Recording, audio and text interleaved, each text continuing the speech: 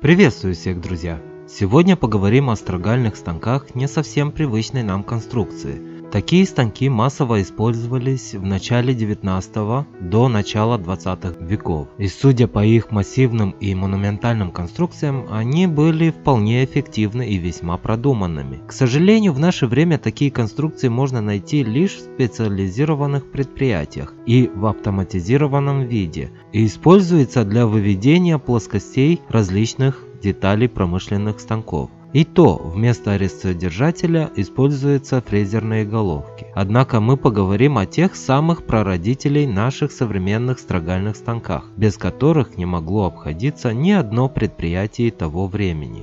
Ну а начнем со станка, созданной в Лондоне и именуемый Бритон. Создан был предположительно в самом конце 19 века и имел довольно прочную и надежную конструкцию, состоящая из цельночугунной станины, которая опирается на двух ножках того же материала. На станине находился стол с 4 топазами для крепления заготовки или обрабатываемой детали. Стол мог перемещаться на своих салазках в продольном направлении, образуя привычную нам ось Y. Перемещение осуществлялось путем вращения рукоятки, на конце которой находилась шестеренка. Последняя, цепляясь своими зубцами за зубчатую рейку стола, осуществляла то самое движение. К станине болтами также крепился так называемый портал, к которому крепились две остальные оси. Обратите внимание, что у станка были две регулировки по высоте, ну или оси Z. Одна грубая и другая тонкая. Кроме этого, довольно продуманным был механизм поднятия поперечной подачи, или оси X, с двух сторон. Малая вертикальная подача могла также поворачиваться на нужный угол, что также облегчало работу.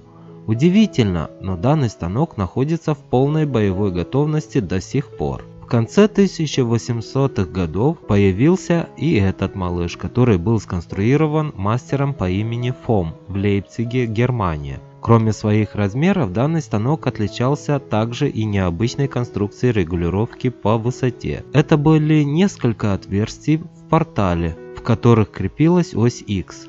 Конечно же, тонкая регулировка по оси Z тоже была. Кроме этого, у станка была и автоматическая поперечная подача, хоть и основную работу по строганию осуществлялась вручную с помощью приводной рукоятки. Для ручного поперечного позиционирования резца нужно было поднять бегунок. Для этого существовал специальный рычаг с задней стороны портала. Станок в том формате, в котором мы его видим, был настольным. Однако есть предположение, что у него могли быть и ножки, что более логично. Также отличается и непропорционально массивным столом, который перемещается на направляющей формы ласточкин хвост.